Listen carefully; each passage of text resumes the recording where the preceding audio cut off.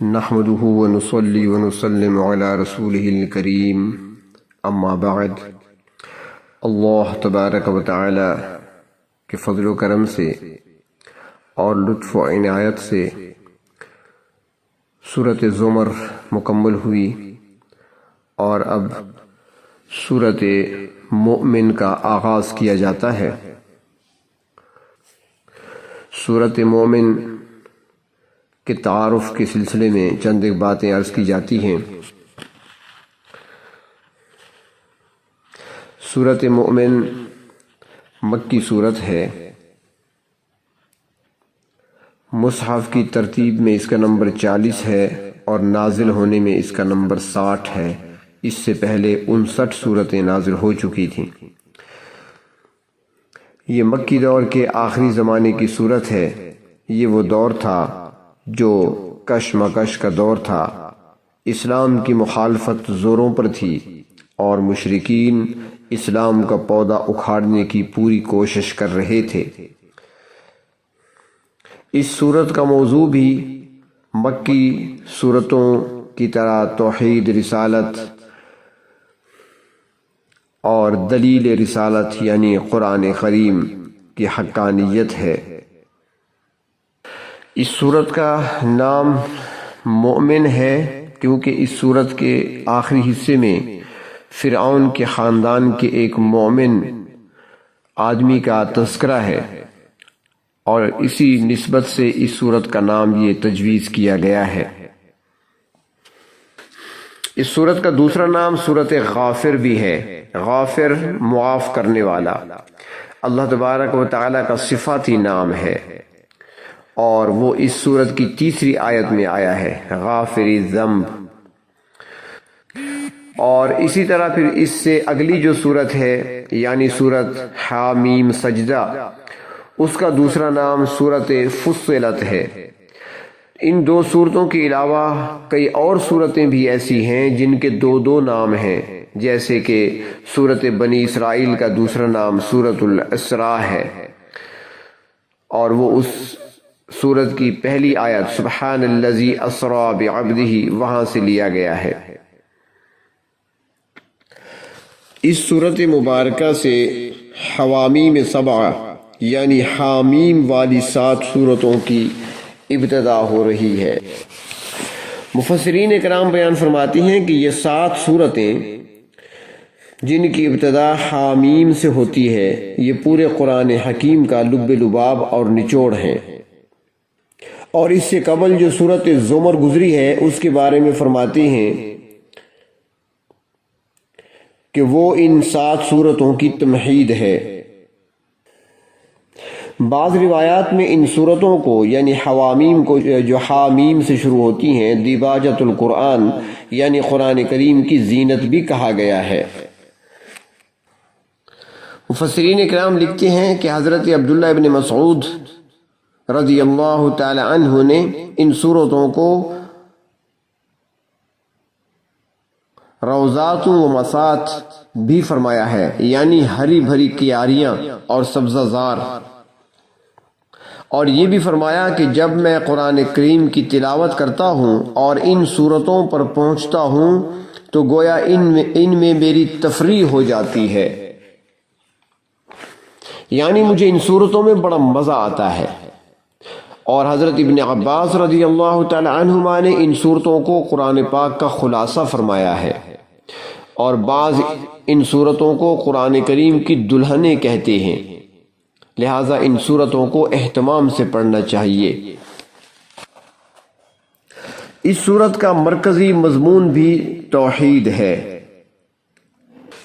ہمارے ہاں خطبہ جمعہ میں عام طور پر یہ الفاظ پڑھے جاتے ہیں، یا ایھا الناس وحد اللہ، یعنی اے لوگو توحید کو اور کامل کرو، یعنی توحید اپنے عمل میں لاؤ۔ اس لیے فرماتے ہیں کہ توحید صرف ایک عقیدہ ہی نہیں ہے کہ زبان سے چند الفاظ ادا کر دینا کافی ہو جائے، بلکہ یہ بندہ مومن کی عملی زندگی کا منشور ہے۔ ایک بندہ مومن کو اس منشور کا ایک ایک نقطہ ہر وقت اپنے ذہن میں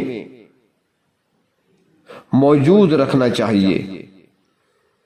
توحید عمر بھر کی ریاضت کا نام ہے اور اس پر کاربند رہنے کے لیے مسلسل محنت کرنی چاہیے۔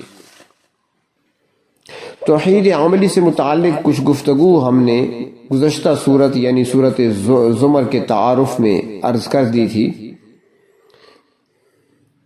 تو یہاں پر اتنی بات سمجھ لینی چاہیے کہ سورت زمر میں توحید عملی کے ظاہری پہلو یعنی عبادت پر زور دیا گیا ہے، یعنی اللہ تبارک و تعالی کی عبادت کرو اور اپنی اطاعت کو اسی ذات کے لیے خالص کرتے ہوئے۔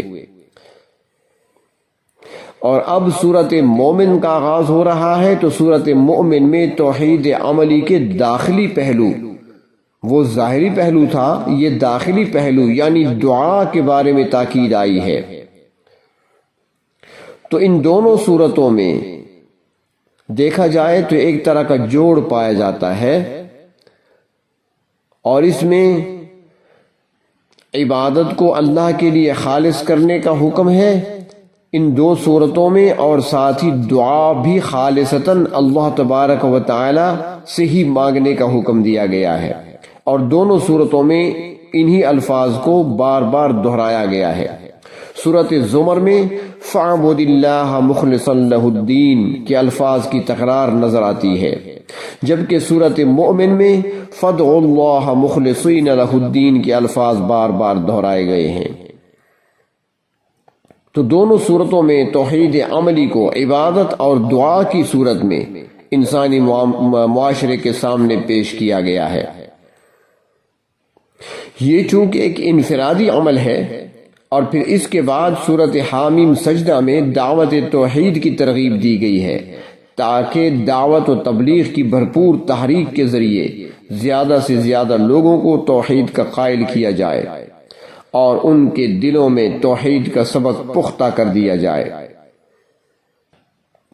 تو گویا انفرادی زندگی سے لے کر توحید کو اجتماعی زندگی کی طرف لایا گیا ہے۔ سورت مومن کا آغاز حروف مقطعات سے یعنی حامیم سے ہوتا ہے۔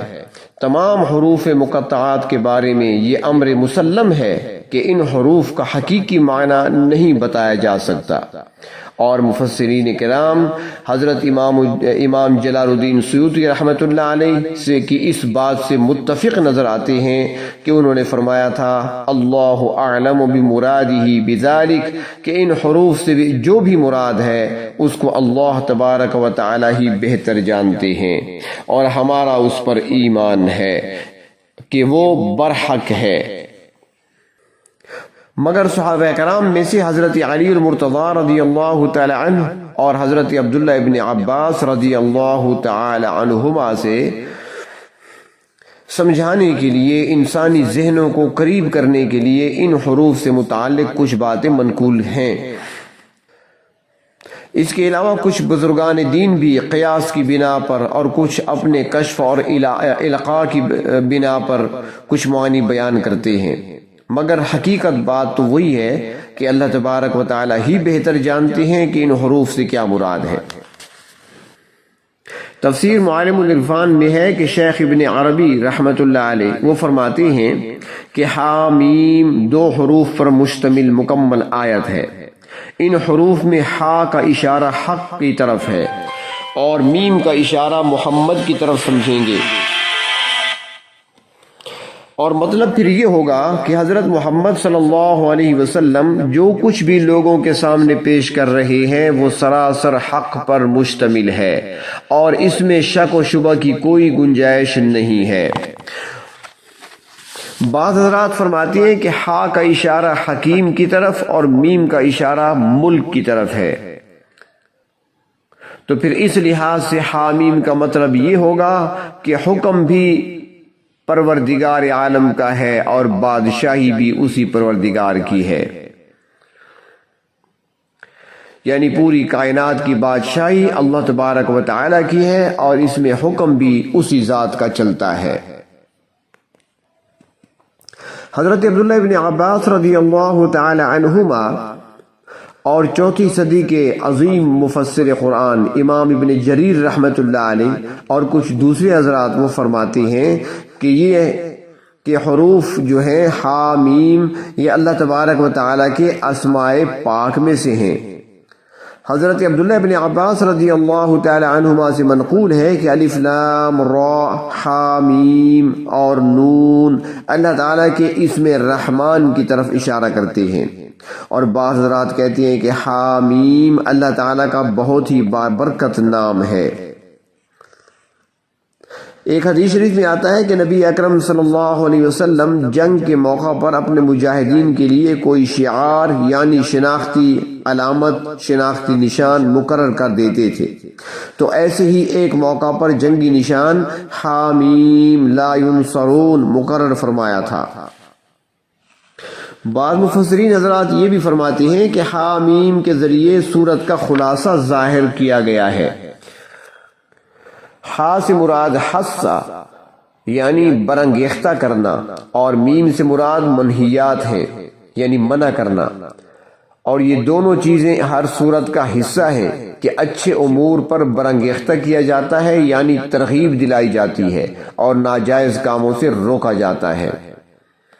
جو کچھ اللہ تبارک و تعالیٰ نے نازل فرمایا اپنے کلام میں، اور جو کچھ جناب نبی کریم صلی اللہ علیہ وسلم سے ملا ہے امت کو، وہ سارا سچ ہے، برحق ہے۔ جس کے معانی معلوم ہیں وہ جانتے ہیں، جس کے بارے میں بتایا گیا وہ ہم جانتے ہیں اور سمجھتے ہیں، اور جن کے بارے میں خاموشی اختیار کی گئی نہیں بتایا گیا تو اس بارے میں خاموش رہنا ہی زیادہ بہتر ہے، اور جو کچھ نازل کیا پروردگار عالم نے اس پر ایمان رکھنا ضروری ہے۔ اللہ تبارک و تعالی قرآن حکیم کو صحیح معنوں میں سمجھنے اور سمجھنے کے بعد اس پر عمل کرنے کی ہمیں توفیق عطا فرمائیں۔ وآخر دعوانا ان الحمد للہ۔